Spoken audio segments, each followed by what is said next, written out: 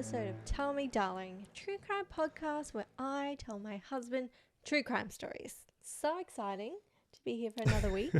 Why are you laughing? You didn't like that one? No, that was good. That was really good. Well done. If you're watching on YouTube, we are in a different setting today. Mm-hmm. We are in bed, and I don't know about you, but I'm feeling very vulnerable filming this in the space where I do things. Well, I'm tell you right. I'm feeling very much at home right now. Wow. I've spent a lot of time in bed this week, actually, because I have been super sick the last few days. I'm finally feeling myself today and human, which is why we're doing this in our bed. It's nearly 9 o'clock at night. We're very last minute recording this, but we're not going to be late. This is why we're doing it. Yeah. We're hustling to get it out on time. So we're sitting in bed also, which is, I feel like I'm not able to turn and look at Phil, because if I do, I'm turning away from my mic because we're sitting like directly next to each other, like facing forward, which is really odd. So if you're watching on YouTube, I'm like cramping my neck to turn and look at you. But anyway, you seem so disengaged from what I'm talking about right now. I'm sorry, I was enjoying my coffee. I feel like you want to be anywhere else but here. Babe, you know the only place I want to be is in bed with you, and there we are. Well, here we are. Well, you know my... Go. No. You go. I'm saying, I was listening.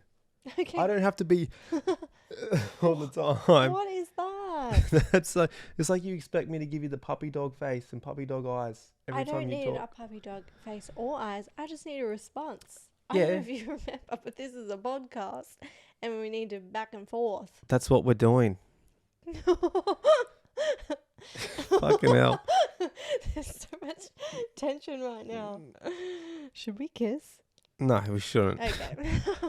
Anyway, we're also I'm in my pajamas. Are you in yours? I think so. So I thought it would be like a great idea to talk about Pajama Day. Not sponsored, but I just feel like we're in pajamas. We may as well. But Pajama Day is hosted by the Pajama Day Foundation, and their goal is to raise much needed awareness and funds for children in foster care. And if you host a Pajama Day at your workplace or your school, you'll be helping them offer learning skills to more than 1,000 children, fund educational resources, and help provide stable, positive relationships. So you guys can host a Pajama Day at your school or work anytime throughout July or September. Don't forget to put on your favorite pajamas, make a donation, and register. Just thought I'd throw that in there because we're in pajamas anyway, and why not? What do you mean it's not sponsored? That's not sponsored? Well, technically, they haven't paid me to say no. But I feel like Pajama Day was ages ago. It's so random. It starts in July and ends in September. So it goes for a little while. They raise as much money as they can. And you can do for it the on kids whatever day you want to. between those times. Yeah. But I Ah. just figure we're in pajamas. Yep. You may as well make a note of it. But no, it's not sponsored. Okay. It's just a little shout out to them. Should I practice doing like a sponsored piece for when we do get sponsored? Okay. Okay, who's the sponsor? Go. Ben and Jerry's. Go. Go. This podcast is brought to you by Ben and Jerry's. Eat Ben and Jerry's while you listen to Tell Me Darlings. Like that? Oh, absolutely. No? All right, I'll work on that. You work on that. So, Someone sponsor us. it's fun. I do it for the love. Actually, someone sent a DM today and was like, seems like an awful lot of work for nothing. What? Yeah. And I was like, but we like it. Like, we enjoy it. Like, it's a hobby. It's fun. When the sponsors come, that'll just be a bonus for our time. For nothing. But Who was that? I want to know. I don't think it was mean. I think they were just genuinely being like, Oh. God, you spend a lot of time like writing scripts and recording and editing for nothing. Yeah, and we love it. It's not for nothing. If we didn't love it, we wouldn't be up at 9:30 at night doing it. That's right. That's right. Anyway, do you have anything else to say? That's important. Yeah, it's been a big emotional week for me this week. Okay. First of all, you were away on your cruise and I was parenting all by myself. Oh my God. And then you get back from your cruise, you decide to get sick for another couple of days. So here I am, Fucking just hell. parenting by myself. Does anyone else hear the violin playing right now? So that's all I have to say. You fucking said nothing. You just whinged. Okay, well, I'm glad that you mentioned cruise because that is very much the inspiration behind this week's case. Uh-oh. We're hopping on board and we are going to the Caribbean. Very good. Are you excited? Yeah. Should I just get into it because it's late? Yeah, it's very late. All right. Are you ready to hear this week's case? Tell me, darling. Tell me, darling. Amy Lynn Bradley was born on May 12th in 1974 to parents Ron and Ivor Bradley in Petersburg, Virginia. She had a little brother named Brad, and the two of them were extremely close growing up. Amy was really fun and energetic as a child and had a really big heart and was a friend to everybody. She was really confident and outgoing, and these traits carried with her until adulthood. Amy was super athletic in high school. Her and Brad both made the team on 5 different sports at school, but her favorite sport that she played was basketball. Like her. Amy loved the game. She was really passionate about it and also really good at it. Her love for basketball would inspire one of her first tattoos, a little Tasmanian devil spinning a basketball on its finger, which she got on her left shoulder blade when she was 17. Do you know what that resembles? Is it Looney Tunes basketball? Yeah, but I didn't think he was a Tasmanian devil. Yeah, it's the little Looney Tunes Yeah, one. that's what I thought it would have been. Yeah, a little basketball. I was waiting for you to say a team, but as soon as you said that, I knew it was Looney Tunes. Oh, sorry. I think. Sorry. So, Amy, being the talented sportswoman she was, don't look at my iPad. I'm not going to read the script, mate. Fucking hell. Amy, being the talented sportswoman she was, had multiple college offer her scholarships, but she decided to attend Longwood University on a basketball scholarship as it was only an hour away from Chesterfield, which is where she lived, and she loved that because it was close to her family. At the time, Amy was the only student in the school's history to attend on a full athletic scholarship. Wow, good on her. Amy was on both the swim team, a trained lifeguard, and the basketball team, and she was also working towards a degree in physical education, which she graduated in 1996. She was smart and she was fit. 1996, what a year that was. Mm-hmm. Why? It was just a good and a sad year, you know? There was like so much going on in the 90s. You were 7. I don't need to remind you that you were 7. Yeah, but I was cultured. I knew what was going on. Okay. As a graduation present, her parents gifted her an English bulldog named Bailey, and she is so overjoyed by this. She loves Bailey, and she's super grateful to have her first pet. In 1997, Amy moved into a new apartment in Chesterfield and worked at Ruth's Chris Steakhouse. Did you ever hear of that when you went to America? Where? Ruth's Chris Steakhouse. No, can't remember that. I remember a lot of other places, but If you say Dairy Queen, I'll fucking smash you. All right, moving on. At this time, she spent most of her time hanging out with her family because they were super close, and she also kept active. After university, Amy planned to pursue a master's degree in sports psychology or open a sports bar, and around this time, she was also preparing to start a full-time marketing assistant job at her aunt's computer consulting firm. Oh my God, that was a sentence. And if that isn't enough, she was also getting ready to adopt another English bulldog. So this girl is nonstop. She's like, go, go, go. She has so much going on, and everything seems to be working out really well for her. She has a plan, and she's super happy. In 1988, around September or October, Ivor and Ron, Amy's parents, come to her with some exciting news. They tell her, Amy, they tell the now 23-year-old, oh my God, I'm just going to take a breath. They tell the now 23-year-old Amy that they had been gifted a Caribbean cruise by the insurance company that Ron had worked for, and that they were about to set sail on an all-expenses-paid 7-day cruise, and they wanted Amy and Brad to join them on this exciting holiday. This news wasn't received well by Amy. She had only just moved in her new apartment after graduating from her degree, and she was just about to start a new job. She had a lot going on for her at the time, but more than that, she was really freaked out by the idea of cruising. It wasn't something that she had ever planned for herself, and something about a ship in the big open water gave her the creeps. I'm going to pause you there. I feel her. I feel her pain. I feel everything she's going through. Mm-hmm. Because I was going through that as well. Before our first cruise? Yeah, before our first cruise. You know, I just started my own business, had a lot going on. You're like, we're going on a cruise. And I was like, man, I honestly could not think of anything worse than cruising. Yeah. I was like, fuck that. Who wants to be on a ship in the middle of nowhere with nothing to do? But boy, was I wrong. But boy, was I wrong. No, we love it now. Yeah. So with a little bit of persuasion from her parents and her younger brother Brad, who was now 21, they were able to convince Amy to join them on this trip. Amy's parents were really excited for this trip. They were a really close-knit family who valued spending time together, so 7 days cruising around tropical islands, sipping on cocktails together, sounded like absolute heaven, at least to everyone but Amy. Even with her physical strength and strong swimming abilities, she felt uneasy about the idea of cruising. The day before the cruise is set to leave, Amy finally adopts that second English bulldog she's been waiting for. Her name is Daisy. Daisy would be ready for Amy to collect in a week when she got back from her cruise, and Amy was excited to add little Daisy to her family. Saturday, March 21, 1998. It's officially cruise day, and the whole Bradley family fly to San Juan, Puerto Rico, to board the Royal Caribbean international cruise ship Rhapsody of the Seas. Damn, say no more. It's always the Royal Caribbean. It's always Royal Caribbean. Oh, shit. The cruise ship was headed along the Caribbean coast, stopping at the most stunning tropical islands along the way: Aruba, Curacao, St. Martin, and then back to Puerto Rico the following Saturday.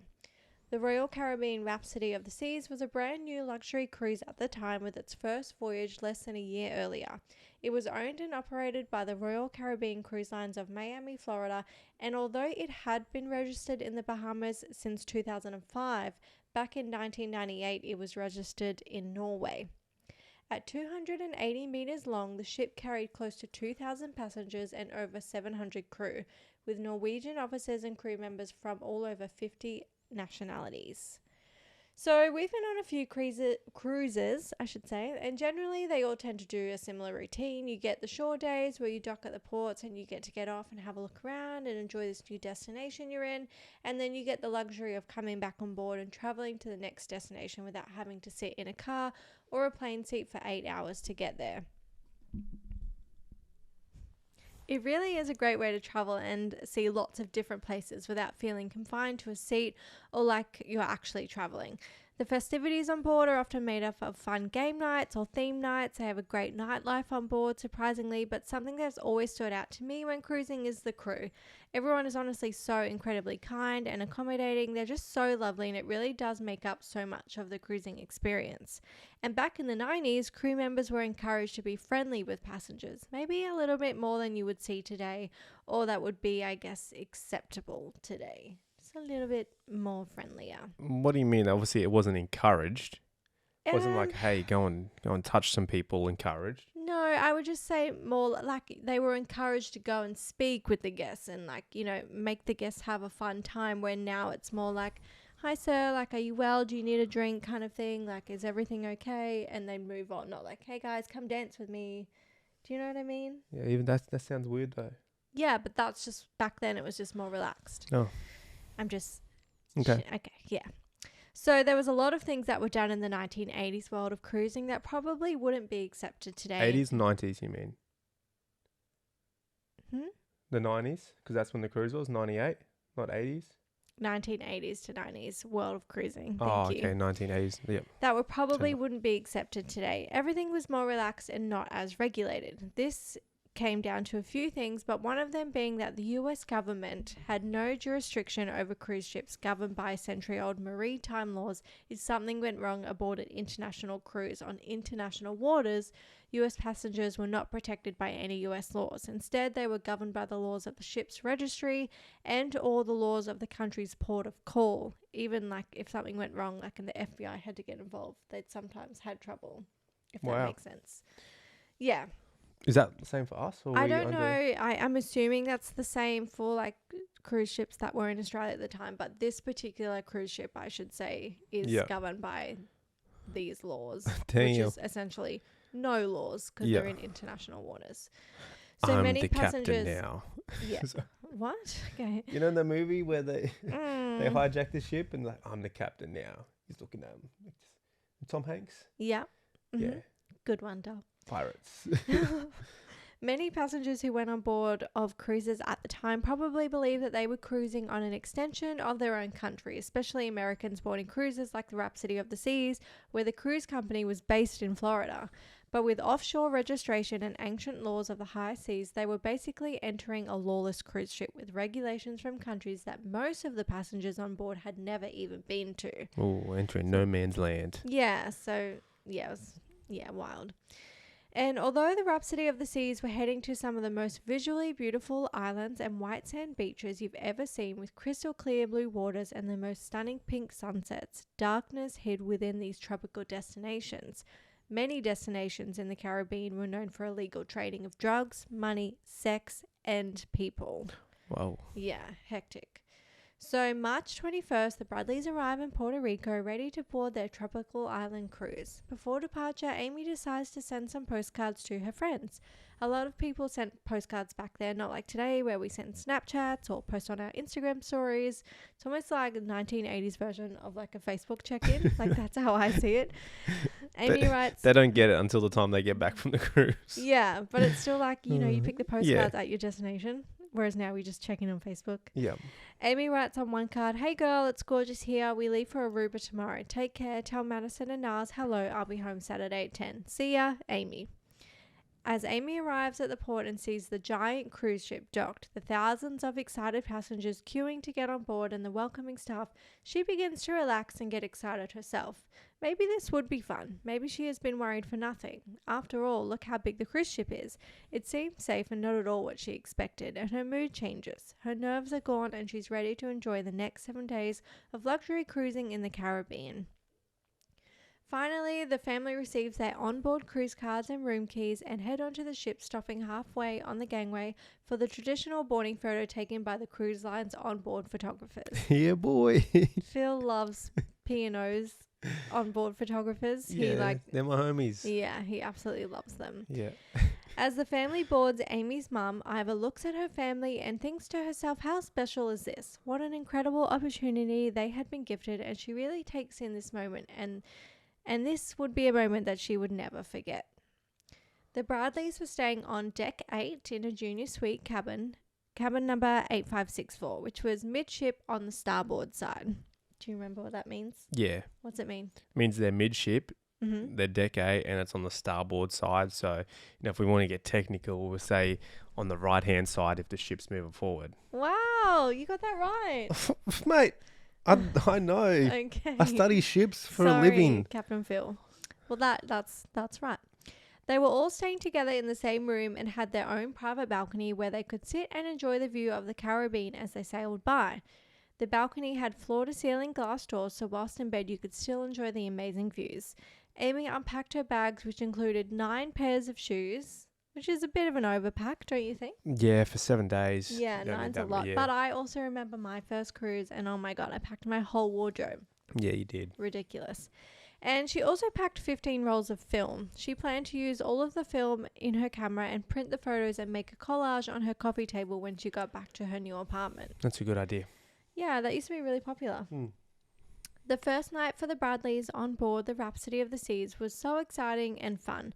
It was formal night and the family headed to dinner dressed in their best formal wear. Amy wore a beautiful black dress with a cross-strap back and a black choker with 3 little white flowers on it, and her brother Brad wore a stunning black tuxedo.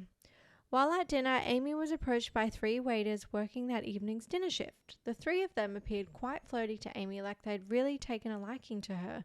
Ivor, Amy's mum, thought that it was a bit forward considering that they were guests and Amy was clearly at dinner with her family, but at the same time she thought it must be nice that Amy was getting a little attention. I mean, she's young, she's 23, so it's not weird for boys to gravitate towards a pretty young girl on a holiday.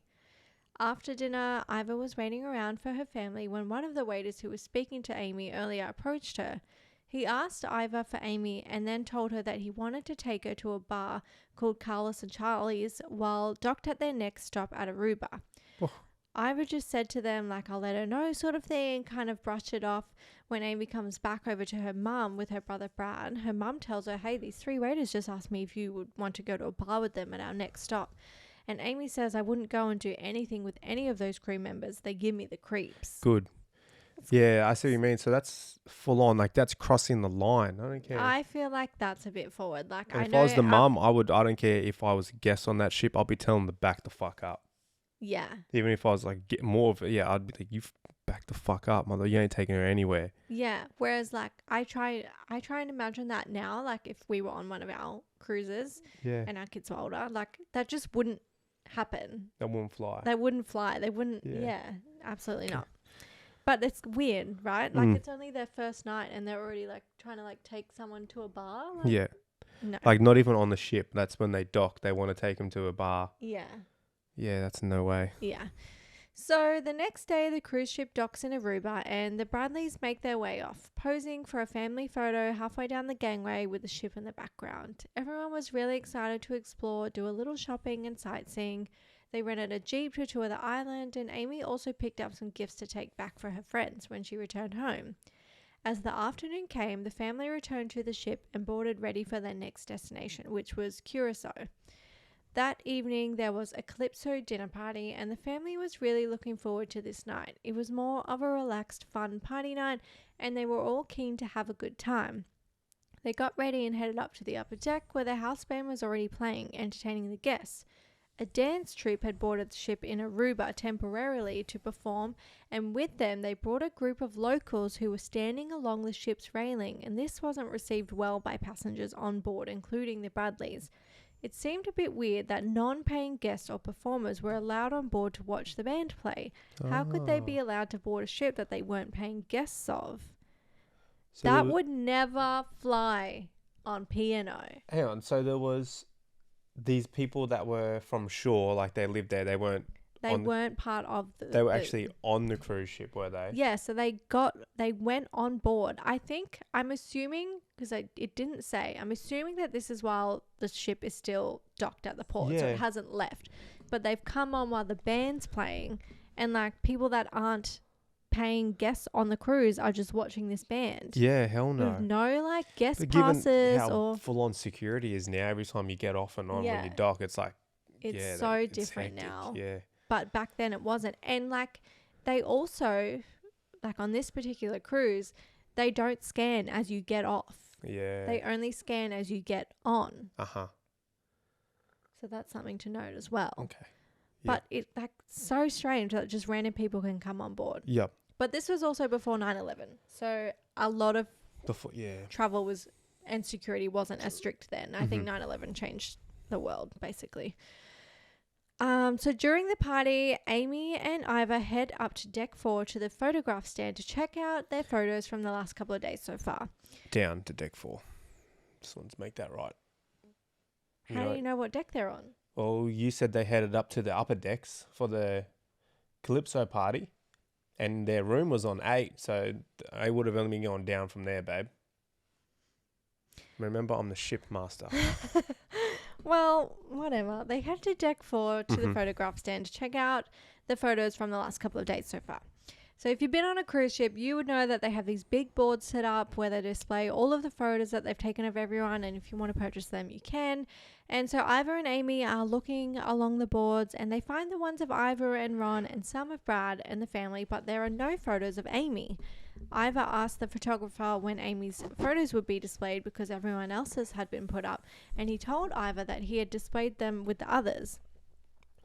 But after looking, he couldn't find them, and he told Ivor that he would reprint them for her and place them on the board again the next day. Was some weirdo taking them? Well, they're just not there. Yeah, some weirdo's taking them. So Ivor found it really strange that Amy's photos were missing. Why would anyone else on board the ship want Amy's photos? So the Calypso party is underway, and the Bradley family are engaging in the celebrations. Amy and Bradley even partake in and win a limbo contest, which is no surprise given that they are both athletic beasts. At some point during the night, Amy meets the bass player from the ship's band Blue Orchid. His name was Alistair Douglas, but everyone called him Yellow. Yellow seemed to have taken an interest in Amy, and that they enjoyed a few drinks together after the band finished playing. They danced together amongst the other guests at the Calypso party along with some staff late into the evening.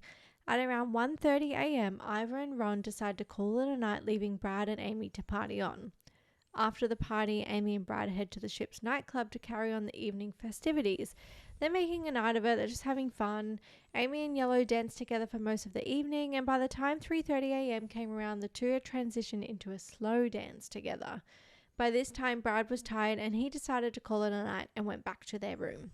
It wasn't long after that Amy decided to call it a night also, swiping her room card at 3:40 a.m. just 5 minutes after her brother Brad did into the room that they shared with their family. When she entered the room, she could see her mum and dad were fast asleep, so she joined Brad on the balcony and the two of them chatted a little longer before Brad decided to call it a night for real and come inside and go to sleep. Amy, who was quite comfy stretched out on the lounge chair, closed her eyes and drifted off to sleep on the balcony. Around 5:30 a.m., Amy's dad Ron wakes up, and as he peers from his bed out of the closed glass doors onto the balcony, he can just see Amy's legs stretched out on the lounge. Her cigarette's beside her. She doesn't appear to be moving, so he assumes that she's asleep, and knowing that she's had a big night and they're about to have another day in port sightseeing, he figures a few more minutes of her sleeping won't do any harm. So he lays back down and he drifts off back to sleep again. She's smoking. She's a smoker. You say she's this athletic person doing all this stuff and all health, and she's smoking. Maybe it's just holiday, Amy. Okay. Yeah, well, it must be if she's staying out till 4 a.m. in the morning and she knows she's got a port day. I feel like you shouldn't judge. I'm not judging. I'm just saying. She's 23 years old. Let the girl live. Yeah. Thank you. Just before 6 a.m., Ron thinks he may have heard the sound of the cabin door softly closing, but he's still kind of like dozing in and out, and at 6 a.m. he finally wakes up. And he notices that the glass door is now slightly ajar and Amy is gone along with her cigarettes and lighter, but her shoes still remain beside the lounge. He figured that maybe she had gone up to one of the decks to have a cigarette and watch as the ship docked in the port. He thought it was a bit strange that she hadn't taken her shoes, but maybe she had only planned on popping out for a moment before coming back to get ready for the day. Ron got dressed and headed out to look for her. Ron the dad, sorry? Yes. Okay. By the time he got to the upper deck, the cruise was approaching the dock in Curacao. After searching the common areas of the ship and finding no sign of Amy, Ron began to worry. He didn't have a good feeling. On his way back to the cabin, Ron bumped into the chief security, Lou Costella. He told him that he was having trouble finding his daughter and asked him if he could look out for her. But Lou didn't seem to have the same concerns about Amy as Ron did. After all, she was 23 years old and barely been missing less than an hour. This was a big ship and he'd figured she was probably just relaxing somewhere having a cigarette. Mm-hmm. Just before 7 a.m, Ron returns back to the cabin and wakes up Ivor and Brad. Ivor can tell by the look on Ron's face that something is wrong. He tells them that Amy was missing and he couldn't find her, and by this time Ron was really starting to panic. Together they walked the length of the cruise ship deck by deck looking for Amy. Other passengers on board had already begun disembarking off the ship, ready to enjoy a day in Curacao, checking out the stunning island. Ron and Ivor see this and they request to speak to the ship's captain. They ask him to make an announcement over the guest speaker system for Amy, and the captain refuses. He says to the Bradleys it's too early to make an announcement over the speakers and it would disturb the other guests on board. Fuck that. Crazy, right? Yeah. So the Bradleys are like, okay, well, can you stop letting people off the ship until we find her? Like, what if somebody's taken her, or how do we know that, like, they're not wheeling her off in a suitcase or something? Like, their brains go to, like, worst case scenario. Yeah, as they would. Yeah.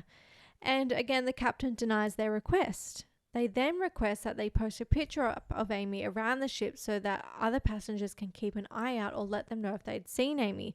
But again, the captain refuses. What a shitty captain. He tells them that any announcement or formal search for Amy would disturb the other passengers. That's shit, captain. No way. I'll be getting on that PA system myself. That just that just would not happen now. It's so crazy. So it's now 8 a.m. and Ron has been looking for Amy for almost 2 hours, which when confined to a ship is a really long time. Yeah. I know from when we traveled, like, yes, cruise ships are huge, but you could probably make your way around the whole ship in 25 minutes if you're frantically looking for your daughter. So 2 hours at this point with no sign must feel like forever. I can't imagine how helpless you would feel in that moment, especially when the staff don't seem to have the same concerns or fears as you, and you're in a foreign country. After more pleading, some of the ship's officers finally agreed to make an announcement about Amy, but they only agreed to make an announcement directly to Amy, like asking her to come to the front desk, not that she was missing. Okay. Yeah. The Bradleys by this point are frantic. They really feel like something is wrong here. The cruise staff keep trying to calm them down and tell them, maybe she's already gone off the boat to look around. She probably just wanted to get an early start in Curacao, but Amy's parents aren't having any of it. There's no way Amy would leave her family, one, without saying goodbye, but two, to go and explore a foreign country on her own. Like, she's never been to, she doesn't have any of her stuff, she has no shoes on. So finally, the security chief tells them that he and his staff are conducting a thorough search of the ship for Amy, and the Bradleys continue to search themselves. While searching one of the internal decks, Brad bumps into Yellow, the band's bass player that Amy had spent much of the evening and early hours of the morning dancing with. Mm-hmm. He says to Brad, "I'm sorry to hear about Amy," and then he leaves without even offering to help look for her. Whoa. He said sorry to hear about her. Mm-hmm. Why would he say that if the announcement was only, Amy, can you come to?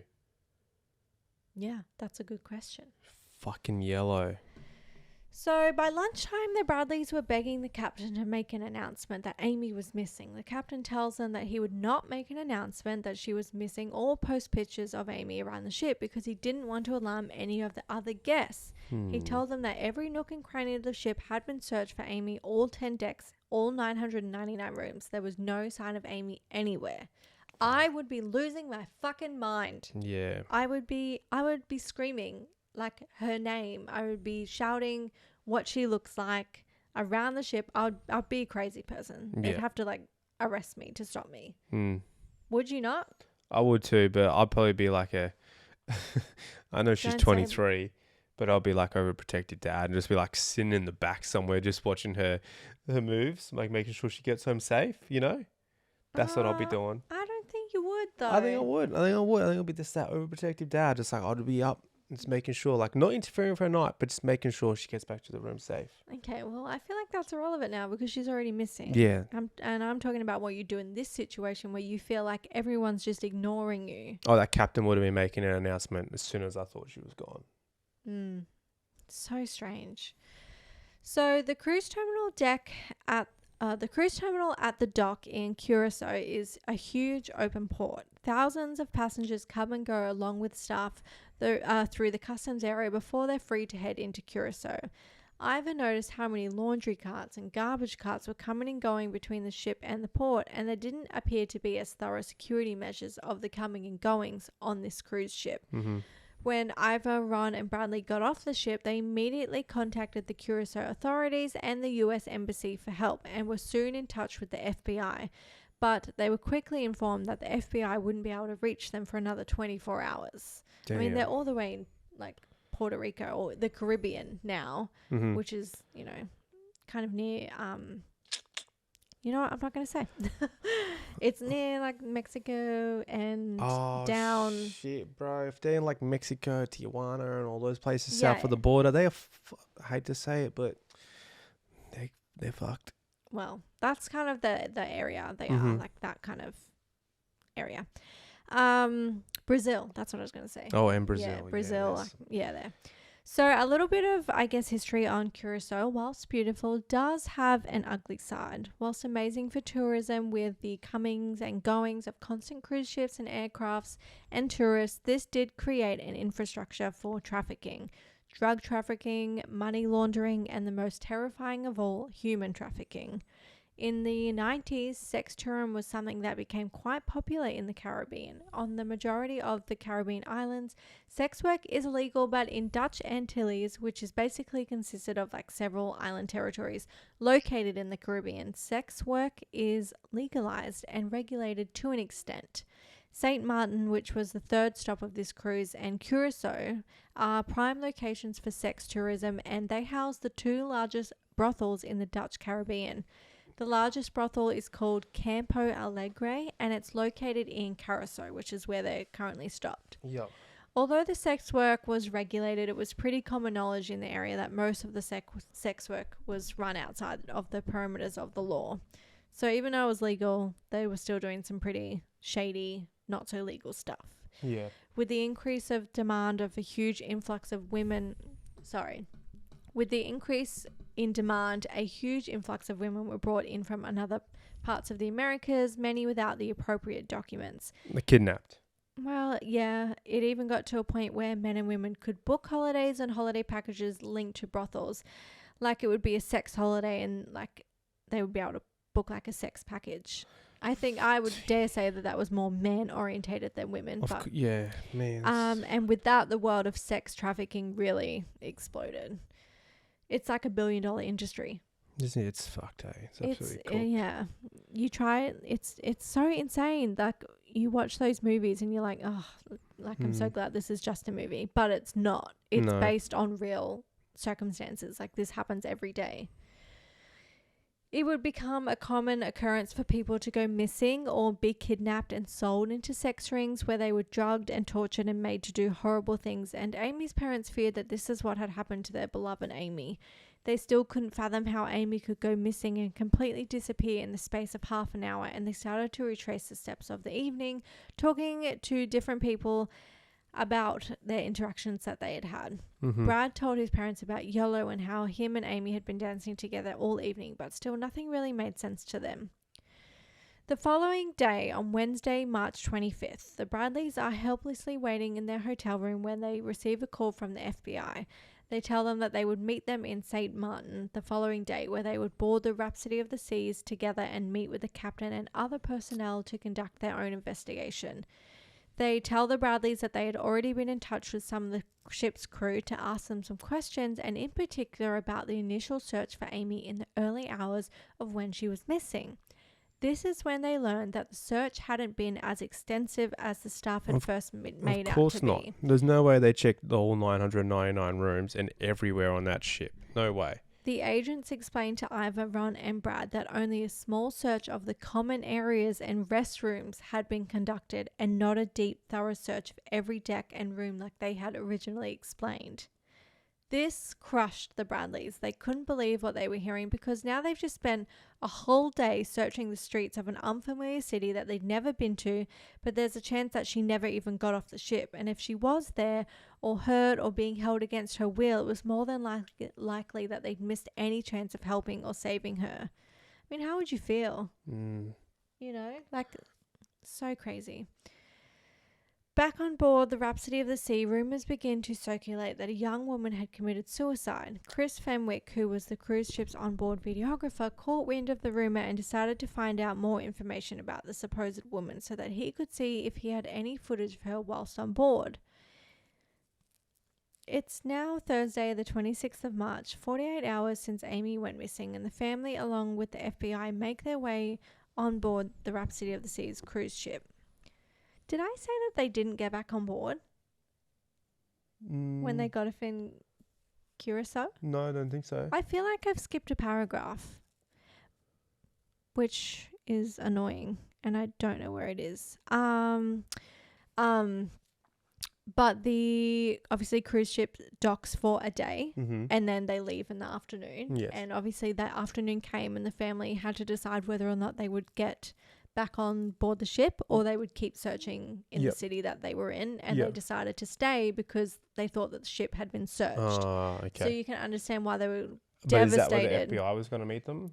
The FBI were going to meet them at the next stop. Oh, how would they get there then? They would have had to fly. Okay. Yeah, Yep. okay. I'm not really sure how they got there. But so this is why that they were so devastated when the FBI told them, like, actually, no, an extensive search was never actually done because they got off the boat and they didn't get back on. So it's now Thursday, the 26th of March, 48 hours since Amy went missing, and the family, along with the FBI, make their way back on board the Rhapsody of the Seas cruise ship to meet with the captain, chief of security, and the ship's risk management representative, who was actually just an attorney for Royal of Caribbean International. While the FBI met with the attorney, the Bradleys were not allowed to be present. Agents spoke with the Coast Guards, who were at the time 2 days into what would end up being a 3-day air and sea search. Despite the captain's suggestions that Amy had probably fallen overboard, there was no signs of Amy anywhere, and nobody found washed up along any of the beaches. The Bradleys felt like the lack of cooperation in those initial hours from the ship crew displayed a real kind of negligence towards their daughter, and they felt really let down. After the meeting, the FBI conducted their own search of the ship, including the cabin in which Amy's family was staying in. They even looked at the railing on the balcony to determine the likelihood of Amy falling or foul play. They then commenced separate interviews for each of the family members, with the Royal Caribbean's attorney present at each one. Band members, including Yellow, had their room searched by investigators. However, nothing was ever found that linked any of them to Amy or her disappearance. Yellow was also interviewed. Amy's father sat outside during the interview room, hoping and waiting. A short while later, Yellow left the interview room, and as he passed Ron, he smiled, winked, and gave him a thumbs up and kept walking. What the fuck? Yellow had just taken a polygraph in the room, so Ron just assumed that the thumbs up was another way of him saying that he passed and it was all good. He didn't really take offense to it, I don't think, but I mean, his daughter's missing. Like, why are you giving him a thumbs up regardless? Like, I would have punched him in the face. Fuck, I would have killed him. Yeah. So during his interview, Yellow tells the FBI he doesn't know where Amy is or what happened to her. He says that Amy had a drink with him and the band in the nightclub at around 1:30 a.m. and then he didn't see her after that. As time went on, more rumors started to speculate between crew members of Amy's disappearance, and it was starting to feel less like a possible suicide and more of an abduction vibe. People started speculating Yellow, especially since many people had seen him with Amy in the early hours of the morning dancing in the ship's nightclub. They appeared friendly with each other and lots of people saw them together. Lots of people, including 2 girls who had been at the nightclub that night. Mm-hmm. The 2 girls who had been at the nightclub on the same night Amy had been, approached the Bradley family and explained to them that they had been looking for them for days, but they weren't aware that the Bradleys had gotten off the ship. They tell them that they saw Amy on the morning she disappeared around 6 a.m. getting off an elevator near the disco or the nightclub, and she was with Yellow. Ivor is beside herself with this information because until then they had absolutely no idea where Amy had gone after she'd left the room. At 6 a.m. At 6 a.m. What time did she get back again? Around 4? She got back at 3:30 or 3:40. And that's what time she scanned in. Yeah. And then her dad woke up sometime between then, thought he'd 5:30. seen her sleeping on the lounge. He's seen her at 5:30. Definitely seen her at 5:30. Are they, what was it, like an connecting room? It was just a big room, but she was on the balcony right near their bed, so he could see her legs. Yep. But then at 6 o'clock when he actually woke up, Mm-hmm. she was gone and the door was open. Okay. So this puts Amy near the nightclub, and this is kind of like the first bit of information they've had of where Amy went after she left the room. Yep. The girls then tell Ivor and Ron that after exiting the elevator, Amy and Yellow head towards the bar in the disco. Yellow turns the music up loud and then hands Amy a dark drink, which she assumed was either Coke or a coffee, and then they were gone. So this is back at 6 in the morning. 6 in the morning. 10 minutes later, Yellow exits the elevator again, but this time he was alone, and the girls at the time didn't think much of it because why would they? And they went about their days. The girls would later tell this story and complete a polygraph test, which they both passed. Mm-hmm. So they're pretty certain that this is truthful. Yep. And what they saw. The Bradleys were furious at this news. I mean, grateful because they had some kind of answer about where Amy was, but they were angry because had the staff conducted a thorough search at the time or announced that Amy was missing, these girls would have come forward with this information sooner and they would have, had more information. A little after this, Chris Fenwick, the ship's videographer, came to the Bradleys with video footage of Amy the night before she went missing and what they discovered through Yellow's recollection of his movements the night before out the window. The footage Chris had was shot just after 3 a.m. Chris had 3 different sections towards the end of the tape where Amy could be seen dancing. There were around 30 to 40 other people also on the dance floor at the time. Amy was dancing with Yellow quite close to the camera along the edge of the dance floor that was separated by a couple of feet but facing each other and clearly dancing together. Then the video cuts to Yellow and Amy further in the middle of the dance floor dancing close together. They were both facing the same direction, smiling, and their bodies were touching. Moments later, you can see that they're holding hands. On the last section of the tape, there was a shot of Amy standing by the elevators on the side of the dance floor. It appears she's dancing while waiting for the elevator to arrive, and that time was 3:35 a.m. This is the same time that the computerized door system recorded her brother Brad returning to the family's cabin, and it was 5 minutes after this final shot that the computerized door system recorded Amy returning to the cabin. Mm-hmm. Now, in Yellow's story, he said that Amy had joined the band members for drinks after the ship's disco at the band's performance at around 1 a.m. and they departed each other at 1 a.m. He headed to the staff elevator and Amy went off in another direction. But Chris Fenwick's video footage told a different story, and the two witnesses who said that they saw them together around 6 a.m. Does that make sense? Yeah. Okay. So Yellow also said in his interview that he was asleep when cruise security knocked on his door looking for Amy. They then searched his cabin. He said that this door knock was around 6 a.m., but this was the time that the two witnesses saw him at the disco with Amy. Yeah. And according to Royal Caribbean, the security actually knocked on Yellow's door sometime between 7:30 and 8 a.m. Given that Ron Bradley didn't alert security that Amy was missing until around 7 a.m., there's no way security were knocking on Yellow's door at around 6 a.m., like he said. So what are your thoughts? Fucking Yellow. Well, I'm thinking the ship has an onboard videographer. Crazy that he just happened to be in the nightclub. Oh, sorry. Not you, Siri. Shut up, Siri. Yeah, that they had an onboard videographer. Yeah. And he just happened to capture some footage in the nightclub of that. That's hectic. Well, his job is to record footage, and then at the end of the cruise, he sells the footage to get, it's like, yeah. But do they have cameras within the cruise ship? Well, I'm gonna assume that they don't, because the that cameras would almost save everything. everything. Yeah. But they're never mentioned at all. In any research. In any research. There's no mention of cameras at all. And I feel like if they had cameras, this would play like a huge part. But it was like the 90s. So maybe... Man, there's still cameras in 96, especially 98. There's definitely cameras. I don't know why they wouldn't have. But I don't know. Everything's pointing towards Yellow. I don't know. Mm-hmm. It ain't looking good for him. That's your gut feeling? Yeah, he's part of a... I hate to say it, he's part of some sort of bad organization. Yeah. You know, and he might get a commission, he might get some sort of incentive to go on the ships. Obviously, he plays on them. Yeah. Find the girls. Mm-hmm. If he can get them drunk. Yeah. Send them off.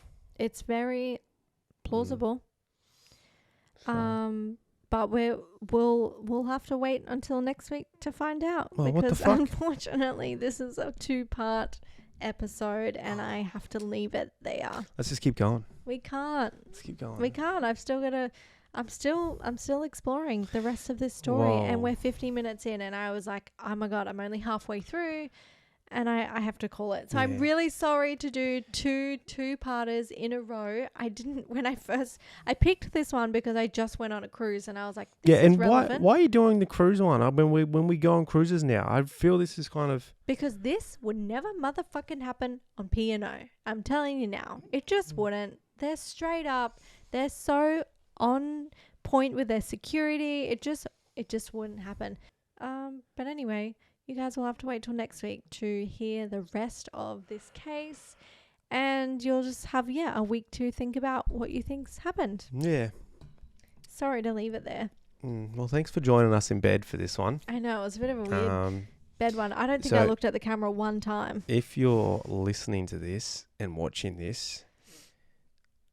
just picture us in like real sexy lingerie. No, well, they're watching it, but they're watching us. If we look tight, it's because we are. Thank you guys for listening. Don't forget to leave us a 5-star review if you haven't, because it helps. It helps so much, especially since we're not making any money on the podcast. Not that we don't care. We love it. But anyway, we'll catch you guys next week for part 2 of the Lynn Bradley case. Tell me then. What? Tell me next week. Bye, darlings.